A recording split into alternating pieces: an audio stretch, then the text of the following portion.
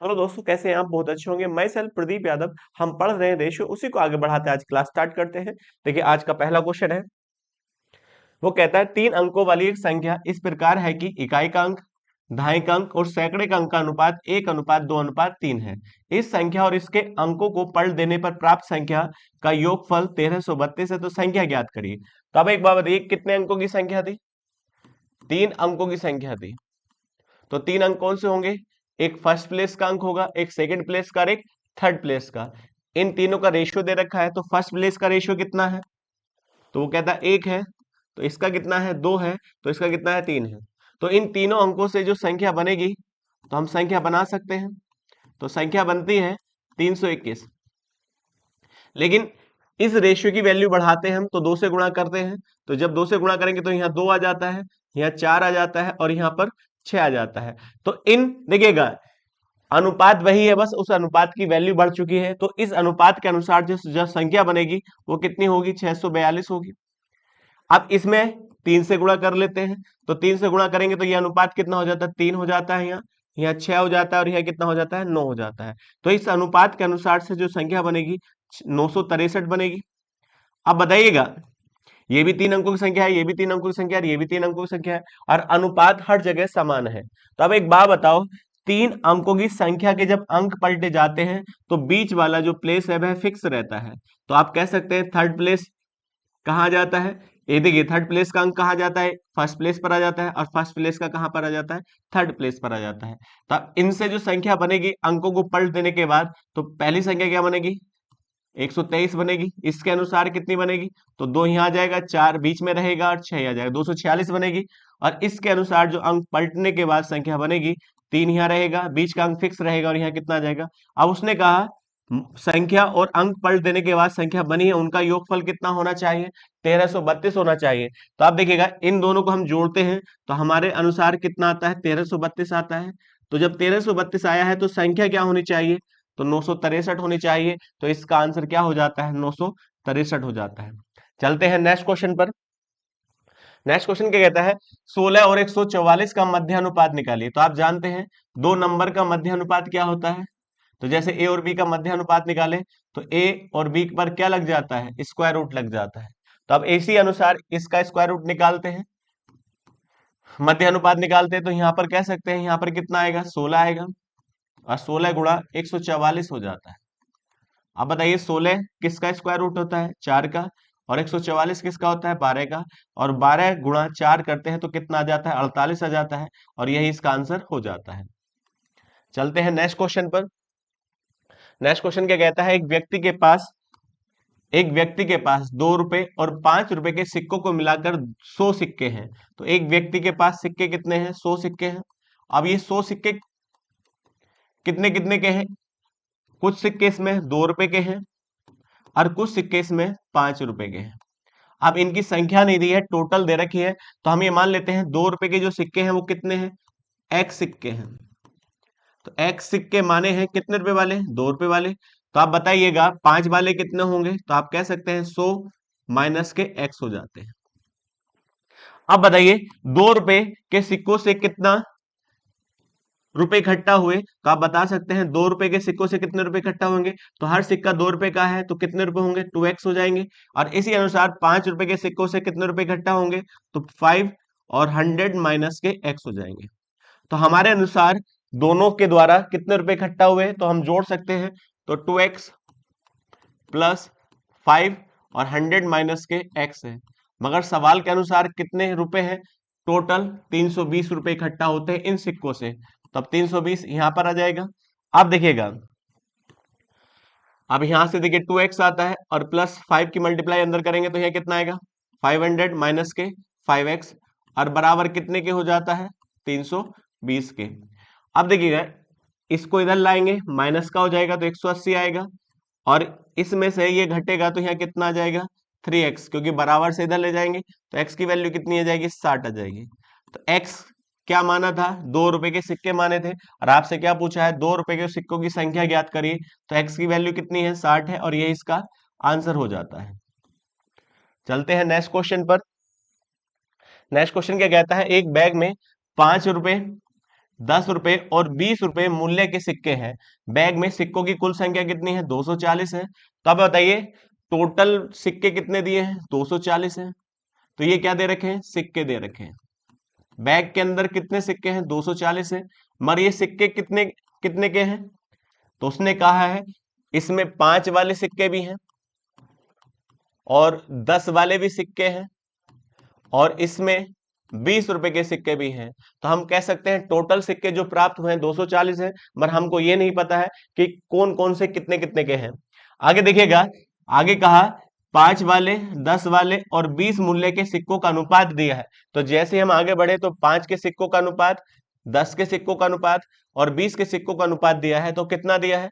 2:3:5 दिया है। तो 5 3 8, 8 8 2 10, 10 बराबर कितने के हो जाएगा?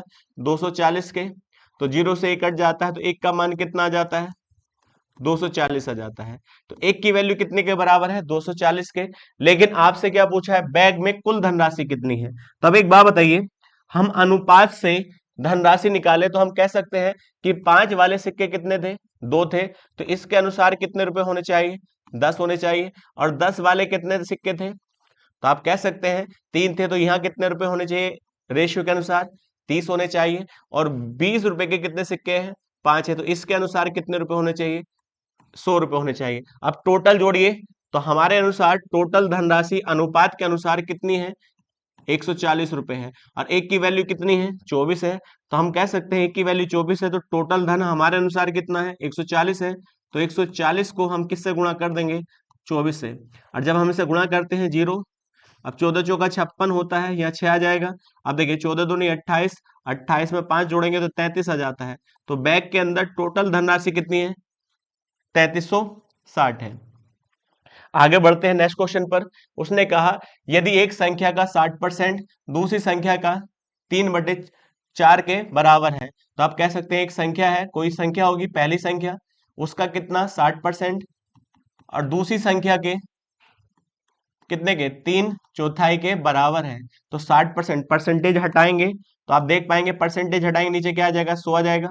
0 से 0 कट जाएगा, ऊपर कितना आएगा? 3 और नीचे क्या आ जाता है? 5 आ जाता है। तो पहले नंबर का कितना? 3/5 बराबर है दूसरे नंबर का कितना? 3/4। 3 से 3 कट जाता है, 5 को उधर ले जाइए और 2 को नीचे ले आइए। तो अब बताइए फर्स्ट नंबर और सेकंड नंबर का रेशियो कितना आएगा? 5/4 आ जाता है और यही आपका आंसर हो जाता है। तो 5/4 इसका रेशियो हो जाता है, यही आपसे पूछा है। चलते हैं नेक्स्ट क्वेश्चन पर। उसने कहा सबसे अच्छा सवाल है, ध्यान रखिएगा। एक हॉल में 6/7 लोग बैठे हैं। इसका मतलब एक हॉल है, उसमें टोटल व्यक्ति में से कितना व्यक्ति बैठे हैं? 6/7 व्यक्ति क्या कर रहे हैं? बैठे हैं। आगे क्या क्या कहा है? उसने आगे कहा है 6, देखिए 7/11 सीटें भरी हुई हैं। इसका मतलब 11 सीट है। तो 11 सीट में से 7/11 भरी हुई, तो भरी हुई सीट कितनी होंगी? 7 सीट क्या होंगी हमारे अनुसार? भरी हैं। अब बताइएगा तो खाली कितनी होंगी? 4 सीट हमारे हिसाब से क्या होंगी? खाली होंगी। तो ये क्या होंगी? खाली सीट होंगी। तो अब एक बात बताना, तो ये क्या होंगी? खाली सीट होंगी। तो हमारे अनुसार टोटल सीट कितनी है? 11 है। तो 11 में से भरी कितनी है? 7 है। तो खाली कितनी है? 4 है। मगर सवाल के अनुसार कितनी खाली सीट है? 24 है। तो अब बताइएगा 4 बराबर कितने के? 24 के। तो 4 की वैल्यू कितने के बराबर है? 24 के। तो एक का मान कितना होगा?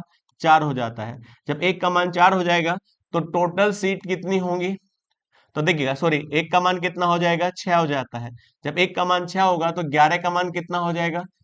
66। इसका मतलब टोटल सीट कितनी थी? 66 सीट थी। और 66 में से भरी हुई कितनी है? तो 7 की वैल्यू निकाल दीजिएगा। तो 42 सीट भरी हुई है और 24 सीटें खाली हैं। अब एक बात बताइएगा, उसने कहा है व्यक्ति हॉल में कितने बैठे हैं? 6/7। इसका मतलब हॉल में व्यक्ति कितने होंगे?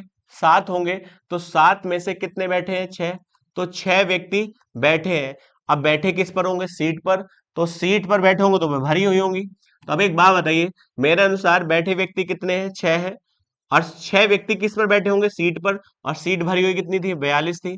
तो आप कह सकते हैं 6 बराबर 42 के। तो 1 का मान कितना आएगा, 7 आएगा।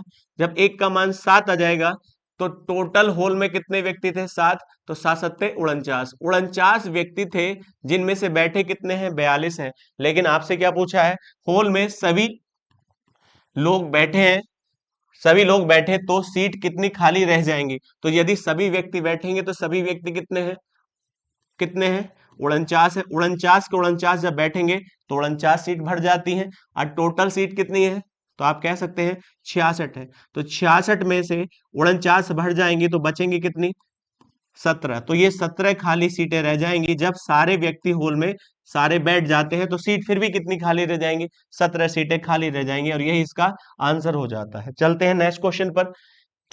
नेक्स्ट क्वेश्चन क्या कहता है, एक कप में रस और पानी का अनुपात 5:2 है, जबकि उसी क्षमता के दूसरे कप में उसका अनुपात 7:4 है। तो अब एक बात बताइए, दो कप है, एक में रस है और रस के साथ क्या है, पानी है पहले कप में, तो इसका अनुपात कितना है, 5:2 है। लेकिन दूसरे कप में 7 कितना है, 4 है।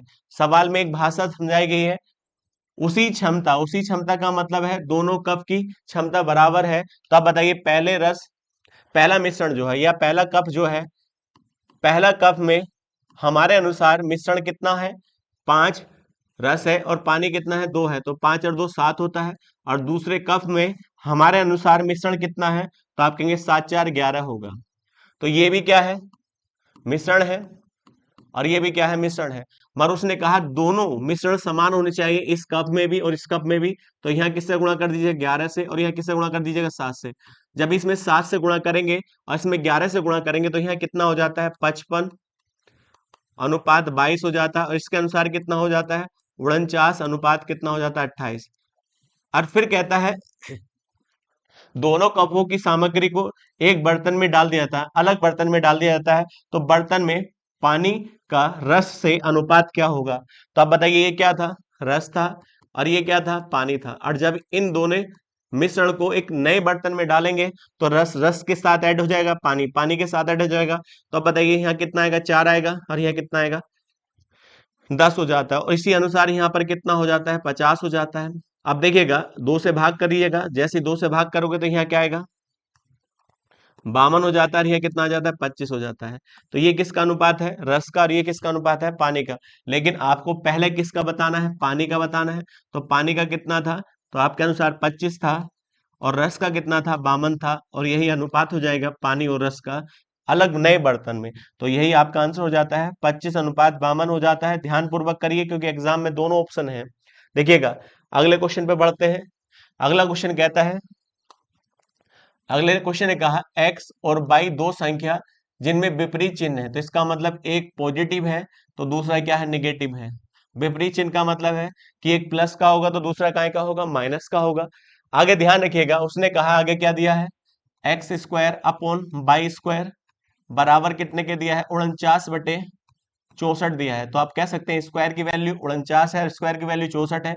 तो यहाँ पर x का मान और y का मान कितना होगा, तो x² का मान 49 है तो x का मान कितना है, 49। y² का मान 64 है तो y का मान क्या होगा, 8 होगा। तो x अपॉन y कितने की वैल्यू है, 7/8 है। तो आपसे पूछा है इसका मान निकालिएगा। तो अब एक प्लस का है एक माइनस का है, तो कोई सा भी मान लीजिए, कोई फर्क नहीं पड़ता है, चाहे इसे माइनस मानिए इसे चाहे प्लस मानिएगा, आंसर सेम आएगा। तो हमें वैल्यू निकालनी है 5x माइनस के 6y अपॉन, वो कहता है 6x माइनस के 7y। अब बताइए x का मान कितना है, तो x का मान जो दिया है वो 7 है, 7×5 = 35 होता है। और यहाँ पर देखिए y की वैल्यू क्या रख लीजिएगा, माइनस के 8 लिखिएगा। और जब माइनस के 8 गुणा करेगा तो 8 6 48, और माइनस और माइनस क्या हो जाता है, प्लस हो जाता है। तो यह कितना आ जाएगा, 48 का आएगा, प्लस का आ जाएगा। इसी अनुसार देखिए नीचे 7 6 42 होता है तो यहाँ 42 आ जाएगा। अब बताइएगा, यहाँ माइनस का है तो माइनस माइनस गुणा करेगा तो प्लस बन जाता है। तो आप बता सकते हैं यहाँ कितना आ जाएगा, 8 7 56 होता है। तो ऊपर वैल्यू कितनी आई है, 8 5 13 होता है, और 4 और 3 7 और 1 8 हो जाता है। और इसी अनुसार यहाँ पर कितना हो जाता है, 8 हो जाएगा, और यहाँ 9 हो जाएगा। तो इसका अनुपात कितना हो जाता है, 83:98 हो जाता है। चाहे आप कोई से को माइनस मानिएगा कोई फर्क नहीं पड़ेगा, अनुपात यही आएगा, 83:98। 98 हो जाता है, ये करेक्ट आंसर हो जाता है। चलते हैं नेक्स्ट क्वेश्चन पर। नेक्स्ट क्वेश्चन क्या कहता है, 48 ग्राम वजन वाले एक अर्ध कीमत पत्थर की कीमत 2,30,400 है। इस देखिए इसे दो टुकड़ों में विभाजित किया जाता है, इसका मतलब इस पत्थर के टुकड़े को दो हिस्सों में विभाजित किया जाता है जिनका अनुपात है। तो पहला ये एक टुकड़ा, देखिए एक पत्थर का टुकड़ा था और इसका वजन कितना दिया है, 48 ग्राम दिया है। लेकिन इस टुकड़े को दो हिस्सों में तोड़ा जाता है, तो पहला हिस्सा और दूसरा हिस्से का अनुपात कितना दिया है, तो आपसे कहा है 5:7 दिया है। आगे क्या कहा है, यदि कीमत जो है वजन के वर्गमूल के समानुपाती है, इसका मतलब इसकी कीमत जो है समानुपाती है किसके, वजन के वर्ग के। तो जैसा जिसका वजन होगा उसके स्क्वायर के अनुसार उसकी कीमत हो जाएगी। तो अब एक बात बताइए, यदि एक टुकड़ा था तो इसके अनुसार 7 इधर है और 5 इधर है, तो हम ये कह सकते हैं तो वह टुकड़ा कितने ग्राम का होगा, 12 ग्राम का हमारे अनुसार। तो ये एक बात बताइए, टूटने से पहले वह कितने ग्राम का था, 12 ग्राम का, और टूटने के बाद 5:7 हो जाता है। अब उसने इस सवाल के अनुसार ये कहा है जो कीमत जो निर्धारित की जाती है उसके वजन के स्क्वायर के अनुसार निर्धारित की जाती है। तो हम कहें यह टूटता नहीं तो कितने ग्राम का रहता, 12 ग्राम का रहता। यदि यह टूटता नहीं तो कितने ग्राम का रहता, 12 ग्राम का रहता। तो 12 ग्राम का रहता तो 12 ग्राम के अनुसार उसकी कीमत होती। तो अब बताइए 12 ग्राम के हिसाब से उसकी कीमत कितनी होती, 144 होती। तो ये तब होती जब यह टूटता नहीं। जब ये टूट चुका है तो इस टुकड़े की कीमत अलग होगी, इस टुकड़े की कीमत अलग होगी। तो इसकी कीमत कितनी होगी, इसके वजन के अनुसार होगी। तो इसका वजन कितना है, 5 है, तो 5 पंजे 25 होगी। और इसकी कीमत कितनी होगी, तो आप कह सकते हैं इसका वजन 7 है, तो 7 का स्क्वायर होना चाहिए, 49 होनी चाहिए। तो आप बताइएगा इन दोनों को हम जोड़ें, तो इन दोनों को जब जोड़ते हैं तो हमारे अनुसार कितना आता है, तो ये 4 हो जाता है, यहाँ 74 रुपए का आता है। इसका मतलब टूटने के बाद यह पत्थर कितने का होता है हमारे अनुसार, 74 रुपए का होता है। और टूटने से पहले कितने का होता है, 144 का होता है। तो इसे नुकसान हुआ है नहीं हुआ है, तो अब बताइएगा। उसने कहा टुकड़े की कीमत हमारे अनुसार कितनी है, 144 है, और सवाल में कितनी दे रखी है, तो 144 की कीमत जो है वो कितने के बराबर है, 2,30,400 के बराबर है। यही तो दिया है। तो अब एक बात बताइए, जब इसको हम डिवाइड करेंगे तो पहली बार एक बार जाएगा, एक बार जाएगा, और फिर कितनी बार जाएगा, 6 बार। तो इसका मान कितना आएगा, एक की वैल्यू कितने के बराबर आएगी, 1600 के बराबर। तो एक का मान कितना आएगा, 1600 के बराबर आएगा। तो अब बताइए हानि कितने की हुई है इसमें, जो टुकड़ा 144 का बिकता था आज कितने का बिकेगा, 74 का बिकेगा। तो इसमें हानि हुई है, तो हानि कितने की हुई है, तो दोनों घटाएंगे तो कितने रुपए की हानि हुई है, 70 रुपए की। और एक की वैल्यू कितनी है, तो आप कह सकते हैं 1600 है, तो 70 की वैल्यू निकालते हैं, तो 70 गुणा कितना आएगा, 1600 आ जाएगा। और जब बताइए 16 सत्ते कितना होता है, 112 होता है। 1,12,000 रुपए की क्या है इसमें हानि हुई है। टूटने के बाद यह 1,12,000 रुपए की हानि प्राप्त किया है, और यही आपसे पूछा था हानि कितने की होनी चाहिए। इस तरह का रेशियो में सवाल सबसे ज्यादा आता है, ध्यान रखिएगा। अगले क्वेश्चन पर बढ़ते हैं। अगला क्वेश्चन कहता है, सबसे अच्छा सवाल है, वो कहता है 52 है, 47 है, और 20 है, और यह कितना है, 19 है, में से प्रत्येक से x घटाया जाता है। इसका मतलब सब संख्याओं में से x घटाया जाता है, तो इस क्रम में प्राप्त संख्या समानुपाती हो जाती है। समानुपाती का मतलब यदि इसमें से भी x घटाया जाए, इसमें से भी x घटाया जाए, इसमें से भी x घटाया जाए, और इसमें से भी x घटाया जाए, तो ये समान अनुपात में हो जाती है, पहली दोनों संख्या और बाद की दोनों संख्या समान अनुपात बनाती है। तो अब एक बात बताओ, इस तरह का क्वेश्चन आता है कि क्या घटाया जाए, तो इसे a मान लीजिएगा, इसे b मान लीजिएगा, इसे c मान लीजिएगा, इसे d मान लीजिएगा। तो इसमें कहा कि इनमें से क्या घटाया जाए कि अनुपात समान हो जाए। तो अब बताइएगा, तो इसमें एक फॉर्मूला लगा सकते हैं। तो पहला क्या आता है, AD minus BC upon A plus D minus के आप कह सकते हैं B प्लस C। यदि ये वैल्यू निकाल ले तो इसमें से क्या घटाया जाए, ये फॉर्मूला बन जाएगा। कहीं से नहीं बना, इसमें से आप इसे सोल्व करेंगे तो इसी तरह का फॉर्मूला बन जाता है। तो अब यहाँ पर देखिएगा जो वैल्यू निकलेगी तो वह वैल्यू इसको समान अनुपात में बना देगी। तो A का मान क्या है, आप कह सकते हैं 52 है। तो जैसे ही हम 52 की गुणा किससे करते हैं, D से, D का मतलब 19 से, और माइनस के, तो यहां पर देखिएगा बी और सी, तो बी कितना है, 47 है, और माइनस सी कितना है, तो आप कह सकते हैं सी की वैल्यू कितनी है, 20 है, तो आप ऊपर देखिए ये गुणा में थे और नीचे क्या आएगा 52 प्लस 19, और इसी के अनुसार यहाँ माइनस आएगा और यहाँ पर वैल्यू आ जाती है 20। तो यहाँ पर कितना आ जाएगा, सॉरी यहाँ पर बी है, बी का मान कितना है 47 है और प्लस 20 हो जाता है। बस सोल्व करना है बाकी इसको। तो जैसे ही सोल्व करेंगे देखिएगा 19 दूनी 38 होता है, यहाँ 38 8 आ जाएगा, और 19 पंजे कितना होता है, तो आप कह सकते हैं 19 पंजे 95, और 95 और 3 कितना होता है, तो आप कह सकते हैं 98 होता है। तो यहाँ कितना है 988। इसी के अनुसार यहाँ पर क्या आएगा, जीरो आएगा। तो अब देखिए यहाँ पर आता है 14 और यहाँ आता है 9 आ जाता है, तो 900 कितना हो जाता है 40 हो जाता है, ऊपर ये आ जाएगा। अब देखिए नीचे जो आएगा तो हम कह सकते हैं यहाँ कितना आएगा 11 और 6 एक 7 हो जाता है। इसी के अनुसार यहाँ पर कितना आ जाएगा, तो आप कह सकते हैं 67 आ जाता है। कितना आता है यहाँ पर 67 आ जाता है। और ऊपर से देखिएगा जब इसको घटाया जाता है तो ऊपर से कितना आता है 48 आता है, और नीचे से कितना आता है 4 आता है। जब इसको इससे भाग करेंगे तो कितना आएगा 12 आएगा।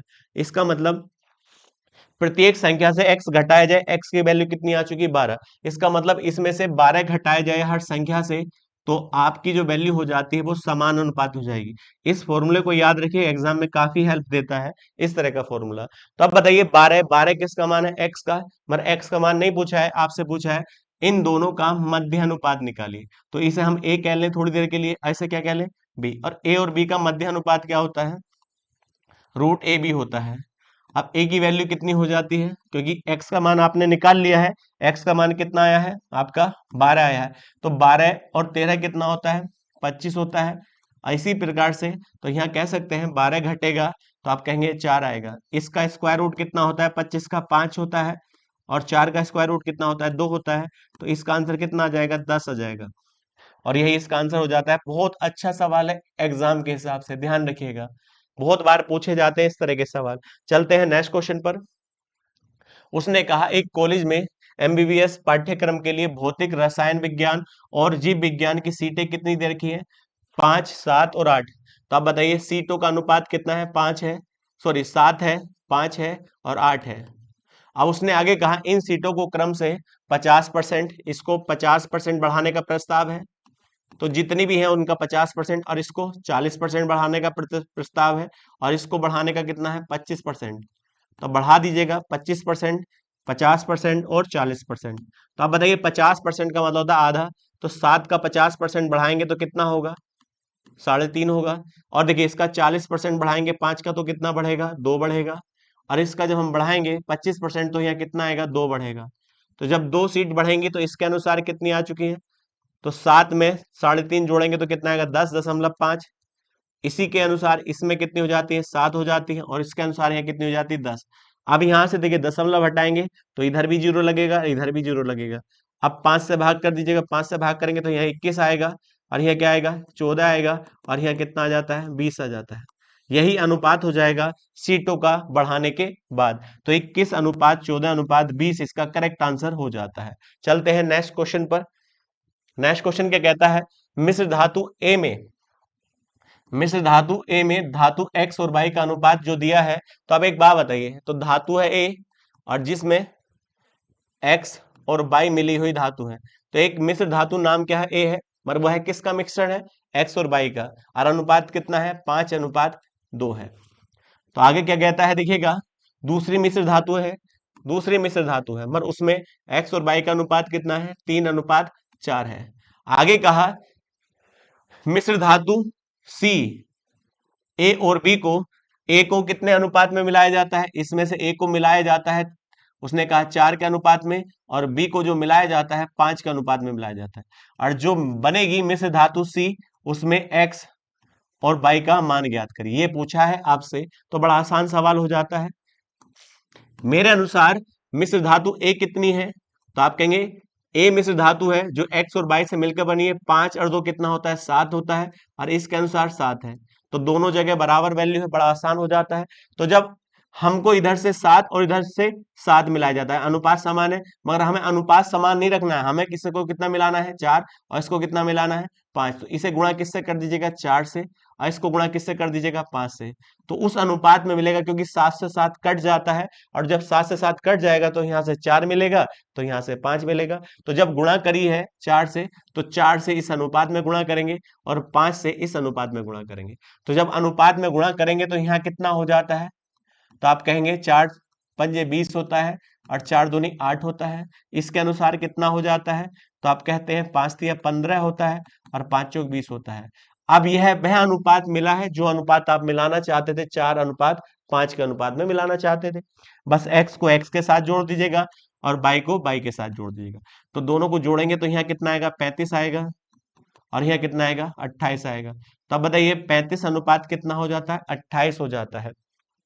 लेकिन आपसे पूछा है सी में, तो आप 7 से काट भी सकते हैं, 7 से जब काटेंगे 7 पंजे 35 होता है और 7 चौक 28 होता है। आपसे पूछा है बाई का प्रतिशत ज्ञात करिए, तो बाई का मान कितना है 4 है, तो बाई की वैल्यू कितनी है 4 और कितने में से 9 में से और गुणा 100। तो आप जानते हैं इसका परसेंटेज कितना होता है, अब ये कितना हो जाएगा 400, 400 बटे 9 हो जाता है। और 400 बटे 9 को हम क्या लिख सकते हैं, तो अब बताइए 9 चौक 36 होता है, कितना आएगा 9 चौक 36, फिर देखिए कितना जाएगा 9 चौक 36 होगा 4 बटे 9, इसका करेक्ट आंसर हो जाता है 44 सही 4 बटे 9। एग्जाम में ये देखिएगा मिश्रण में काफी सवाल पूछे जाते हैं इस तरह के, आपको करना जरूरी है। चलते हैं नेक्स्ट क्वेश्चन पर।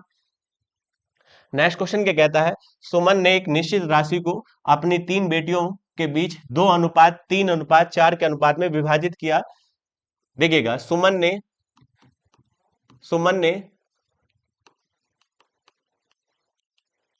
ने एक निश्चित राशि को अपनी 3 बेटियों के बीच 2:3:4 के अनुपात में विभाजित किया।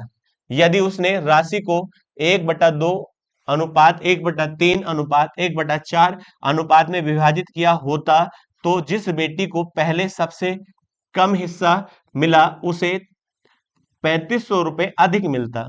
तो इसका मतलब इस अनुपात में विभाजित किया था, लेकिन उसने कहा इस अनुपात में विभाजित ना करते हुए इसे किस अनुपात में विभाजित किया जाता, तो आप कहते हैं 1/2, 1/3 और यहां पर क्या है 1/4।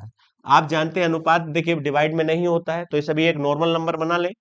तो इनका एलसीएम कितना होगा 12 होगा, तो 12 बनाने के लिए 6 से नीचे गुणा करेंगे 6 से ऊपर, और यहाँ पर 4 से नीचे 4 से ऊपर, तो यहाँ कितना आएगा 4 हो जाएगा और यहाँ 3 हो जाता है। वो कहता है सुमन ने अपनी बेटियों को किस अनुपात में धनराशि बांटी थी, 2:3:4 के अनुपात में बांटी थी, लेकिन उस अनुपात में ना बांटे तो इस अनुपात में बांटे। तो जिस बच्ची को सबसे पहले सबसे कम हिस्सा मिलता था आज उसे कितना मिलने लगा 3500 रुपए ज्यादा मिलने लगा। तो अब बताइए सबसे पहले कम किसको मिल रहा था 2 वाले को, मगर आज कितना मिलने लगा उसे 4 मिलने लगा। तो पहले ये बात ध्यान रखिएगा, पैसा वही बांटा है जो पहले था। तो अब हमारे अनुसार यहाँ कितना है 4 3 7 और 7 और 2 9 है। तो सुमन ने तीनों बेटियों को कितने रुपए बांटे थे 9 रुपए बांटे थे। इसके अनुसार कितना है देखिएगा, तो इसके अनुसार कितना है 6 4 10 और 10 3 13। तो आप बताइए पैसे ज्यादा नहीं बांटे, पैसे बांटने का तरीका अलग था, पैसे वही बांटे जितने पहले बांटे हैं, बस बांटने का तरीका अलग था। तो हमारे अनुसार यहाँ कितना है, तो आप कहेंगे 6 4 10 होता है, अब 10 होता है और 10 3 13। तो इस रेशियो के अनुसार तीनों बेटियों को कितना पैसा बटा 13 बटा, और इस रेशियो के अनुसार कितना बटा है तो 9 बटा है। और दोनों जगह इन दोनों का मान क्या है बराबर है, तो बराबर है तो पहले बराबर करेंगे। तो बराबर जैसे ही करेंगे तो यहाँ गुणा किससे कर देते हैं 13 से गुणा कर देते हैं, और यहाँ गुणा किससे कर देते हैं 9 से।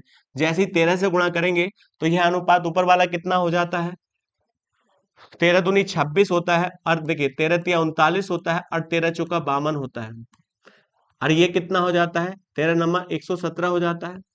इसी प्रकार से नीचे जब नीचे वाला रेशियो कितना हो जाएगा, तो आप देखिएगा यहाँ भी कितना हो जाएगा 117 हो जाएगा, मगर 117 9 से गुणा करिए यहाँ पर, तो 9 छंग 54 होता है। अब यहाँ बताइए 9 चौक 36 होगा और 9 तिया 27 होगा। तो पहले भी 117 बांटे हैं, राव जी भी 117 बांटे हैं। जब तक पैसे बराबर नहीं होंगे सवाल सोल्व नहीं कर सकते। तो आप बताइएगा सबसे पहले कम किस लड़की को मिलता है, पहली वाले को। पहले वाले को पहले 26 रुपए मिल रहे थे, आज कितने मिलने लगे, 54 मिलने लगे। पहले 39 मिलते थे, अब कितने मिलने लगे, 36 मिलने लगे। अब यहाँ पर कितना है, 52 मिलते थे, अब 27 मिलने लगे।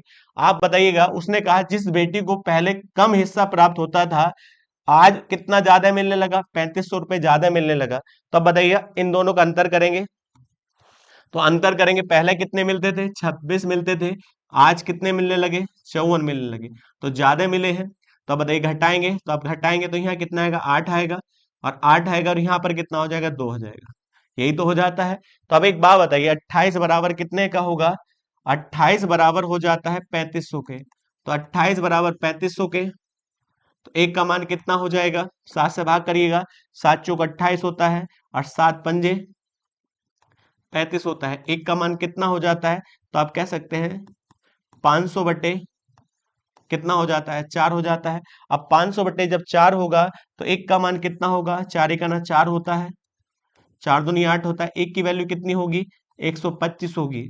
जब एक का मान 125 है तो आपसे क्या पूछा है, राशि कितनी थी, तो राशि कितनी थी, 117 थी। तो 117 की धनराशि निकाल लीजिएगा, टोटल कितनी थी, तो एक का मान कितना है, 125। तो आप कह सकते हैं 117 गुणा कितना हो जाएगा, 125 हो जाता है। अब 125 होगा तो आप बता पाएंगे कि 117 की गुणा किससे कर दीजिएगा, 125 से गुणा करिएगा। तो अब बताइए 5 सत्ते 35 होता है। अब देखिएगा यहाँ कितना आ जाएगा, 5 3 8 हो जाएगा, और यहाँ कितना आएगा, 5 आ जाता है। इसी अनुसार तो अब बताइए 7 दूनी 14 होगा, अब 2 3 हो जाएगा, और यहाँ 2 आ जाता है। और इसके अनुसार यहाँ कितना है, 117 आ जाता है। तो हम जोड़ते हैं तो यहाँ 5 आएगा, और यहाँ कितना आएगा, 12 आएगा, और यहाँ 7 3 10, और 10 5 15 1 16 हो जाता है, और यहाँ 4 हो जाता है, और यहाँ 1 हो जाता है। तो आपके अनुसार कितनी आनी चाहिए, 14,625 होनी चाहिए, 14,625 होनी चाहिए। आप चाहते तो ऑप्शन के अनुसार भी आप इसको आंसर को लगा सकते थे। तो कितना हो जाएगा, 14,625 हो जाता है। क्यों, देखिएगा लास्ट वाले की नंबर की इकाई की गुणा 5 से करेंगे, 7 पंजे 35 होता है। सबके लास्ट में जीरो है, इसके भी जीरो है, इसके भी जीरो है, इसके भी जीरो है। एक ही ऑप्शन ऐसा था जिसके अंदर जीरो नहीं है, तो हम कह सकते हैं 14,625 का करेक्ट आंसर हो जाएगा। चलते हैं नेक्स्ट क्वेश्चन पर। नेक्स्ट क्वेश्चन क्या कहता है, यदि एक कार और एक बाइक का मूल्य का अनुपात कितना है, 3:2 के अनुपात में है, और बाइक की लागत कार की लागत बाइक से कितना ज्यादा है, 15,000 ज्यादा है। तो अब बताइएगा कार और बाइक की लागत का अनुपात कितना है, 3:2 है। तो हमारे रेशियो के अनुसार से कार कितना ज्यादा लागत रखती है, एक ज्यादा रखती है, मगर सवाल के अनुसार कितना ज्यादा है, 15,000 रुपए ज्यादा है। एक की वैल्यू कितने के बराबर, 15,000 के। जब एक का मान 15,000 है तो बाइक की लागत पूछिए, तो बाइक की लागत बताइएगा। एक का मान 15,000 तो बाइक का रेशियो कितना है, 2, तो 2 का मान कितना होगा, 30,000 हो जाएगा, और यही आपका आंसर हो जाता है, 30,000। चलते हैं नेक्स्ट क्वेश्चन पर। तो नेक्स्ट क्वेश्चन क्या कहता है, देखिएगा राकेश के पास सिर्फ 2 रुपए 5 रुपए के सिक्के हैं। तो राकेश के पास 2 रुपए के 5 रुपए के सिक्के हैं। उसने कहा यदि उसके पास कुल सिक्कों की संख्या कितनी है, 60 है, और उसके पास कुल रुपए कितने हैं, 240 है, तो क्रम से 2 रुपए और 5 रुपए के सिक्कों की संख्या ज्ञात करिए। इस तरह का सवाल पीछे आ चुका है। तो बताइए टोटल सिक्के कितने हैं, टोटल सिक्कों की संख्या जो दे रखी है वो कितनी दे रखी है, 60 दे रखी है, जिसमें 2 रुपए के सिक्के हैं और जिसमें 5 रुपए के सिक्के हैं। तो अब एक बात बताइए, 2 रुपए के सिक्के कितने हैं, हमें नहीं पता, तो हम मान लेते हैं इसके सिक्के कितने, एक्स है, तो इसके सिक्के कितने होने चाहिए, 60 माइनस के एक्स। तो 2 रुपए के सिक्कों से कितना रुपए इकट्ठा होंगे, ये क्या है, सिक्के हैं। तो अब बताइएगा, तो 2 रुपए के सिक्कों से कितना धन इकट्ठा होगा, तो 2x होगा, और इसी अनुसार 5 के सिक्कों से कितना धन इकट्ठा होगा, तो 5 60 माइनस के x हो जाता है। अब दोनों को हम जोड़ते हैं तो दोनों का योग कितने के बराबर होना चाहिए, 240 के बराबर होना चाहिए। तो अब एक बात बताइए, दोनों को जोड़े तो 2x प्लस 5 60 माइनस के x बराबर कितने के होना चाहिए, तो आप कह सकते हैं 240 के। अब मैं आपसे कहता हूं 2x प्लस 300 माइनस के 5x बराबर कितने के हो जाएगा, 240 के हो जाता है। अब एक बात बताइएगा, यदि मैं आपसे कहता हूं इन दोनों का, देखिए इसको इधर लाएंगे तो कितना अंतर हो जाएगा 60 के, और बराबर कितने के हो जाएगा 3x के। तो 60 बराबर 3x, तो x का मान कितना हो जाता है 20 हो जाता है। तो 20 सिक्के 2 रुपए के हैं, 20 सिक्के, और टोटल कितने थे 60 थे, तो ये कितने होने चाहिए 40 सिक्के होने चाहिए। और आपसे यही पूछा था 2 रुपए और 5 रुपए के सिक्कों की संख्या ज्ञात करिए, तो आंसर कितना हो जाएगा 20 और 40 हो जाता है। चलते हैं नेक्स्ट क्वेश्चन पर। आगे कहा 2 कुर्सियां और एक मेज की कीमत 880 है। तो उसने कहा 2 चेयर है और प्लस एक मेज है, क्या है एक टेबल, सॉरी एक टेबल है, और उनकी कीमत कितनी है 880 रुपए है। तो उसने कहा एक चेयर और एक कितना टेबल, 2 टेबल की कीमत कितनी है 980 रुपए है। तो आप बताइएगा, यहां पर देखिए चेयर के आगे कंपोनेंट कितना है इसका 2 है, तो यहाँ कितना 1 है, तो दोनों को बराबर कर लेते हैं। तो दोनों को बराबर, देखिए चाहे वो चेयर के कंपोनेंट बराबर कर लो चाहे टेबल के कंपोनेंट बराबर कर लो, वो आपके ऊपर डिपेंड करता है। तो हम इसे किससे गुणा कर लेते हैं 2 से गुणा करते हैं। जैसे ही 2 से गुणा करेंगे तो यहाँ पर ये वैल्यू कितनी हो जाती है 2 दूनी 4 हो जाती है, 4c, प्लस यहाँ कितना हो जाता है 2 टेबल, और प्लस बराबर जो हो जाता है 0, 8 दूनी 16 होता है, 16 और 1 17 हो जाता है। इसके अनुसार क्या आएगा एक चेयर प्लस 2 टेबल और बराबर 980 हो जाता है। अब दोनों को घटाएंगे, तो जब घटाएंगे तो यहाँ पर क्या आ जाता है टेबल से टेबल कट जाता है, तो इधर कितना बचेगा, तो इधर बचेगा 3 चेयर बराबर, यहाँ पर जब घटाएंगे तो 0 आएगा, यहाँ 8 आएगा, और यहाँ बचा 16। अब बताइए 16 बचा है, तो यहाँ पर कितना आ जाता है 16 है, 16 में से यहाँ कितना घटेगा 9 घटेगा, तो यहाँ आ जाता है 7 आ जाता है। और 3 से भाग करिएगा, 3 से भाग करेंगे 3 दूनी 6 होता है, और 3 6 18 होता है। तो आप बताइएगा चेयर की वैल्यू कितनी आई है 260 आई है। अब 260 एक में ही है तो दूसरे निकालने की जरूरत नहीं है। तो आप बताइएगा टेबल कितने की होनी चाहिए, तो बताइए 360 की होनी चाहिए। जब चेयर की जो कॉस्ट जो आई है वो कितनी आई 260, तो आप कह सकते हैं टेबल की कितनी होगी, तो 360 होगी, और यही इसका आंसर हो जाता है। चलते हैं नेक्स्ट क्वेश्चन पर। वो कहता है घड़ी, देखिएगा एक घड़ी के घंटे की सुई और मिनट की सुई के चाल का अनुपात ज्ञात करिए। तो अब एक बात बताइए, आपने पढ़ा होगा चाल बराबर होता है दूरी और बटे समय होता है। यदि सवाल के अंदर कितनी चाल है 2 चाल है, कितनी चाल है 2 चाल है, और दोनों के लिए क्या बराबर हो जाए दूरी बराबर हो जाए, तो चाल इनवर्सली प्रोपोर्शनल किसके हो जाती है समय के बराबर हो जाती है। यही तो कहता है जैसे जैसे चाल बढ़ेगी वैसे वैसे समय कम हो जाएगा। ये दोनों क्या होते हैं आपस में इनवर्स होते हैं। अब देखिएगा, अब घड़ी वाली सुई है, देखिएगा सॉरी घड़ी में सुई होती है 2, एक होती है बड़ी सुई जिसे हम कहते हैं मिनट वाली सुई, और एक होती है छोटी जिसे हम कहते हैं घंटे वाली सुई। एक बात मैं आपसे पूछूं, एक घंटे में एक घंटे में कौन सी घंटे वाली सुई, घंटे वाली सुई सुई कितना डिग्री चल पाती है, तो आप कहते हैं 30 डिग्री चल पाती है। तो अब एक बात बताओ कैसे पता चला। आप जानते हैं घंटे वाली सुई सेंटर पे, देखिए सेंटर पे बना कोण कितने डिग्री का होता है 360 डिग्री का होता है। अब घंटे वाली सुई यहां से लेकर यहां तक आती है तो 12 घंटे चलती है। तो आप बताइए 360 डिग्री को 12 घंटे में बांटोगे तो एक घंटे में कितना आएगा 12 तिया 36। तो आप बताइएगा इसका मतलब एक घंटे में घंटे वाली सुई कितना डिग्री चलती है 30 डिग्री चलती है। लेकिन आप बताइए 30 डिग्री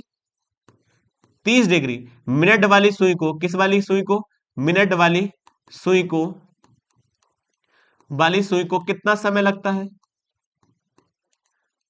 तो मिनट वाली सुई को केवल कितने मिनट लगते हैं, तो आप कह सकते हैं 5 मिनट लगते हैं।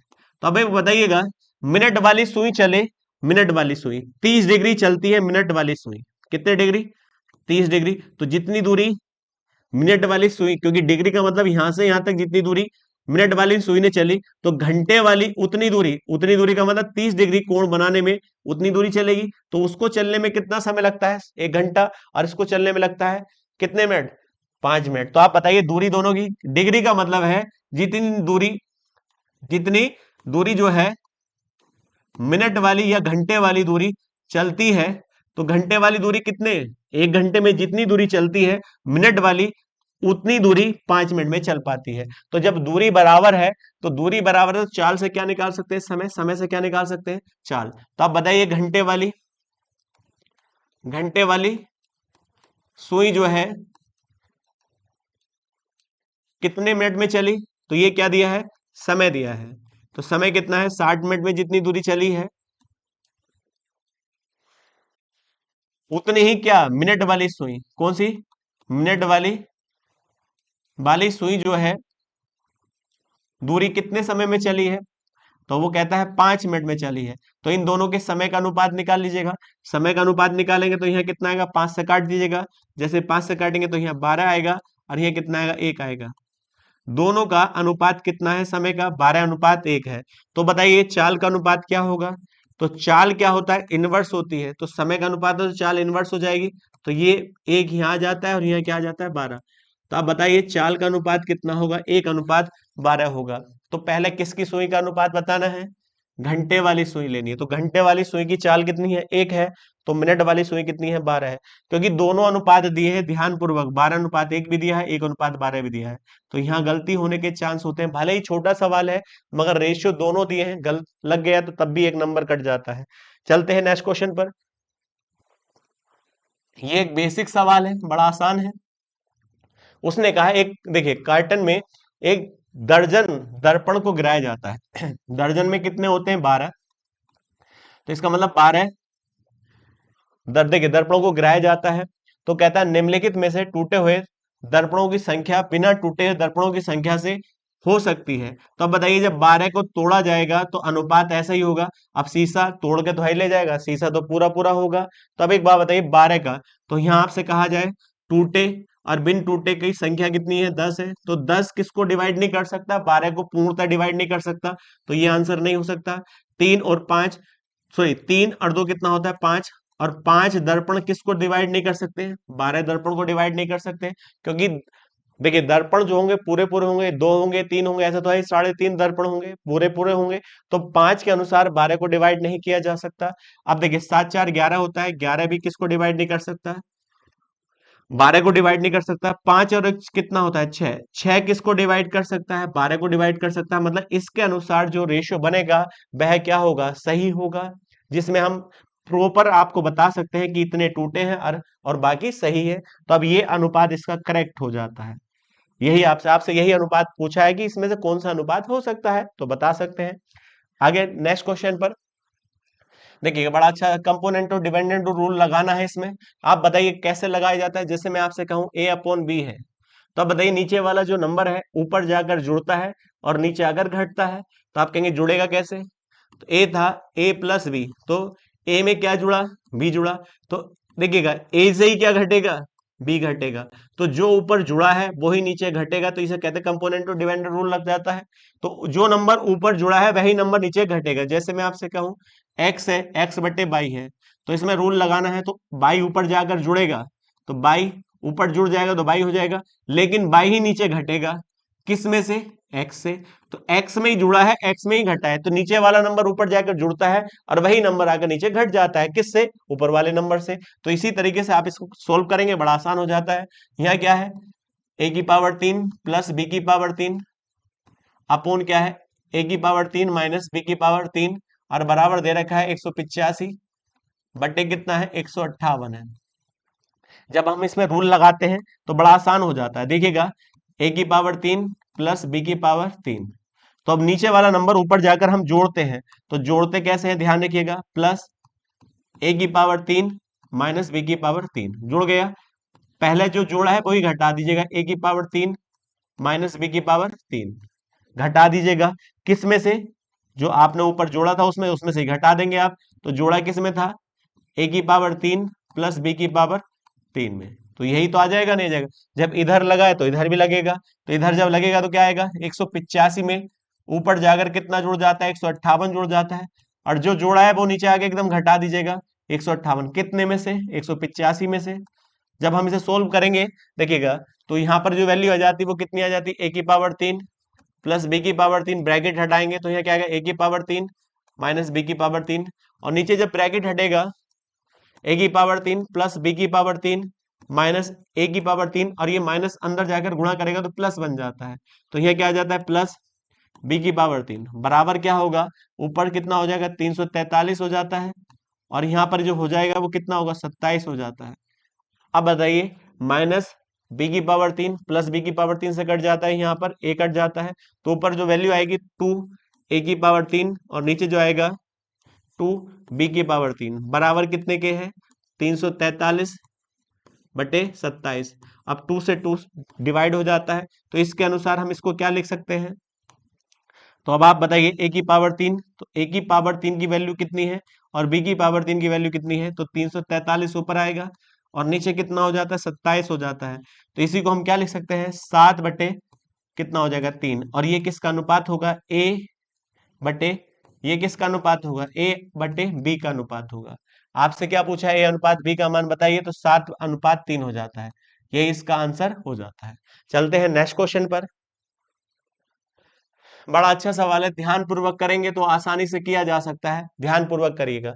चलते हैं नेक्स्ट, देखिए सवाल है ये आपका, अजय है, सुनील है, कृष्ण है और सुमित है, एक अच्छे दोस्त हैं, वे एक साथ 15,000 रुपए प्रति माह पर एक घर किराए पर लेते हैं। अजय इस घर में, देखिए इस घर में महीने में सिर्फ 15 दिन ही रहता है, तो आप बताइए अजय के बारे में बताया है, तो अजय के बारे में क्या बताया है, अजय जो है इस घर में केवल कितने दिन तक रहता है, 15 दिन तक रहता है।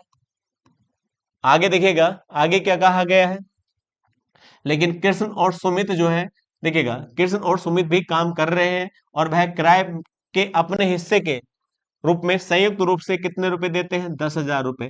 तो 10,000 रुपए कौन देता है, ये जो देते हैं सुमित है, कृष्ण है, कृष्ण और सुमित दोनों मिलकर, कौन है सुमित है, तो दोनों मिलकर कितने रुपए देते हैं, तो वो कहता है 10,000 रुपए दोनों मिलकर एक साथ 10,000 रुपए देते हैं। आगे कहता है सुनील पूरे महीने घर रहता है, तो इसमें एक व्यक्ति और है सुनील के बारे में बात करता है, तो सुनील जो है पूरे महीने घर रहता है, तो सुनील पूरे महीने घर रहता है।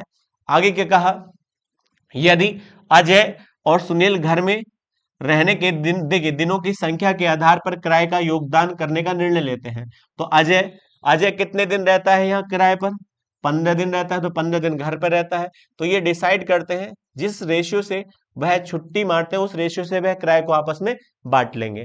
तो अब एक बात बताइए, सबसे पहले ये मैं आपसे पूछूं, कृष्णा और सुमित जो है, कृष्णा और सुमित,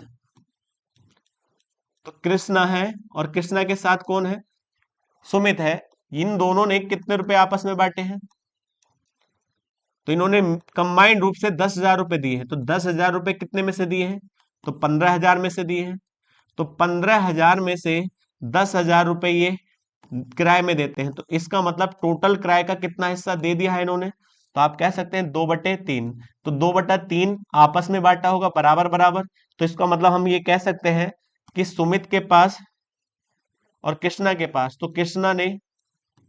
कृष्णा और सुमित ने इसे आपस में बांटा होगा 2/3 को, तो किस प्रकार से बांटा होगा, तो कृष्णा के पास कितना गया होगा 1/3 और सुमित के पास कितना गया होगा 1/3 गया होगा, तभी तो 2/3 आपस में बांटा होगा।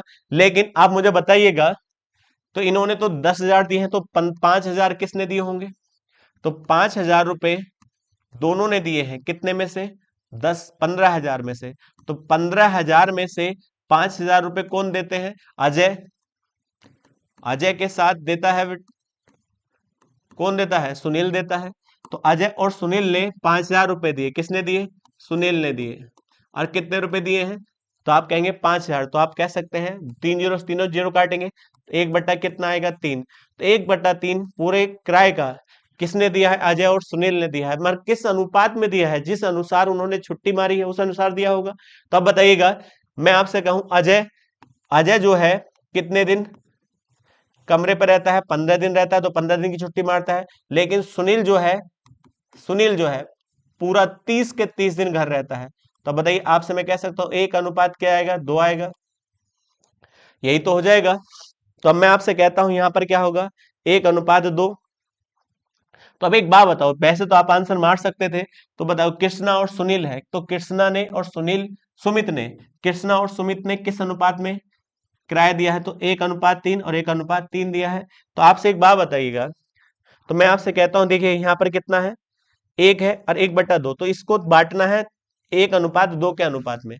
तो यदि मैं आपसे कहता हूं अजय, अजय और क्या है ये, कौन है, सुनील है, सुनील है, इन्होंने अपने किराए को किस हिस्से में बांटा है, तो इनका है, इनके पास किराया कितना बंटना था, 1/3, और इसको किस अनुपात में बांटना है, 1:2 में बांटना है।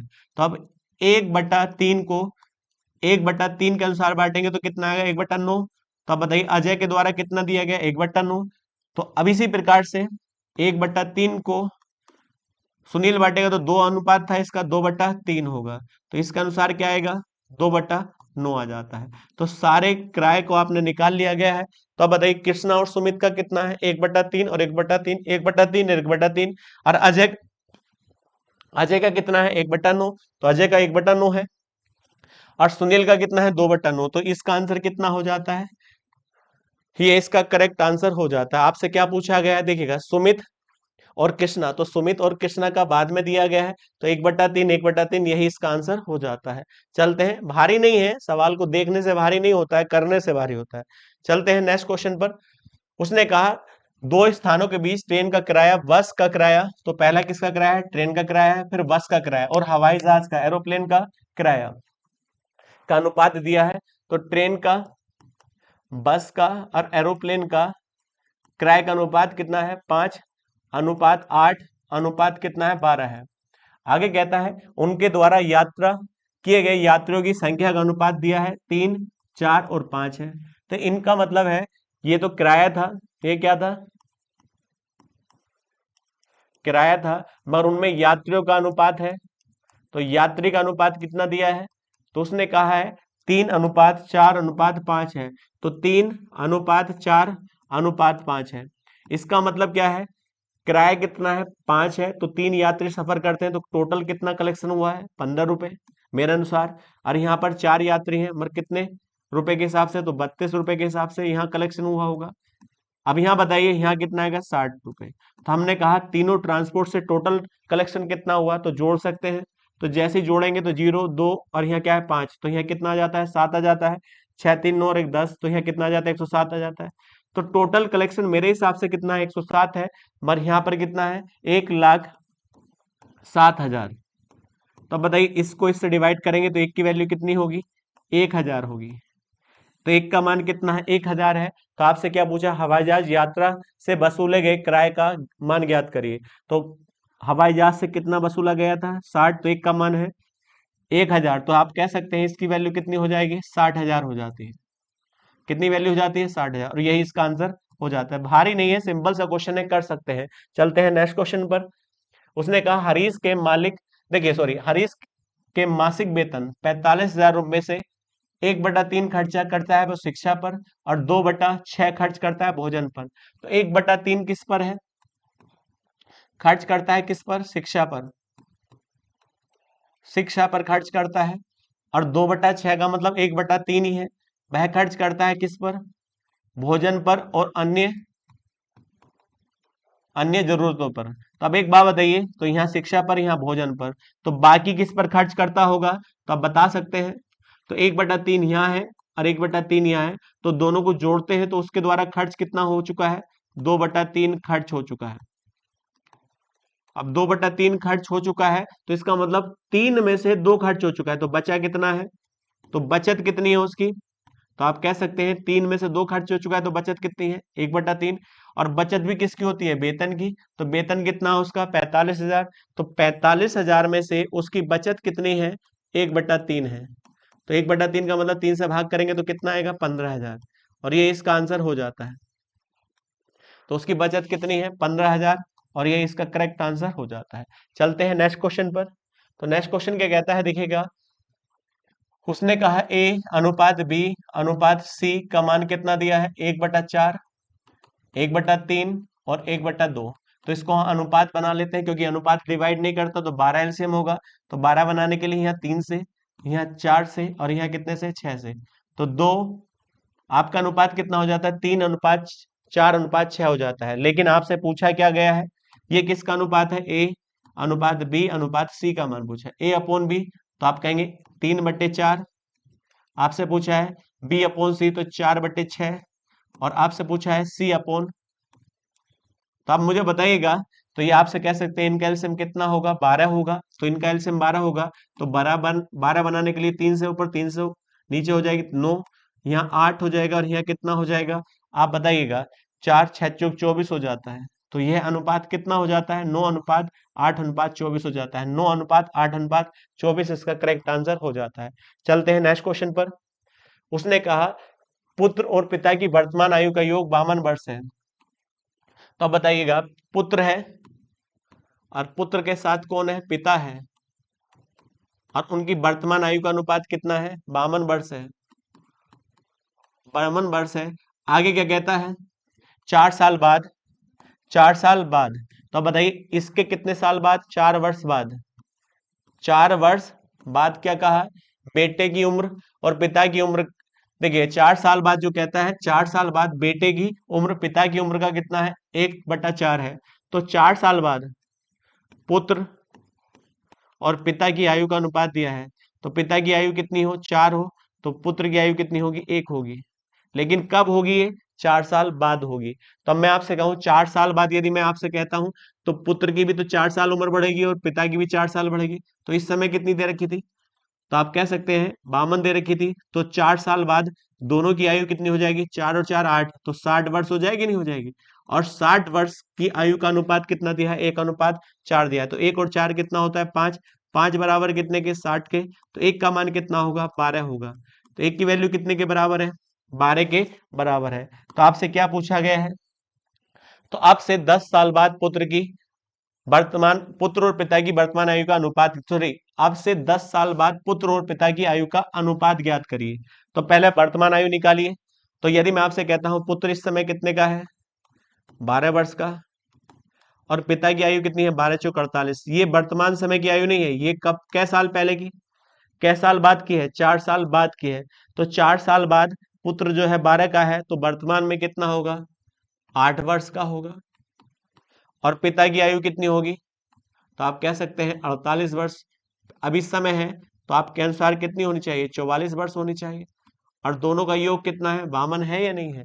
लेकिन ये वर्तमान आयु पुत्र की 8 वर्ष और पिता की 44 वर्ष है। पर उसने पूछा है 10 साल बाद पुत्र और पिता की आयु कितनी होगी। तो 10 साल बाद पुत्र कितने का हो जाएगा, 18 वर्ष का, और पिता जो हो जाएगा वो कितने का हो जाएगा, 54 वर्ष का। तो 18 ये कितना होता है, 54।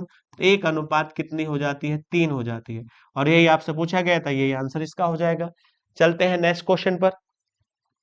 नेक्स्ट क्वेश्चन क्या कहता है, एक आयताकार क्षेत्र का परिमाप 32 है और उनकी भुजाओं का, तो एक आयताकार फील्ड है, रेक्टेंगल, तो ये एल है और ये क्या है, बी है।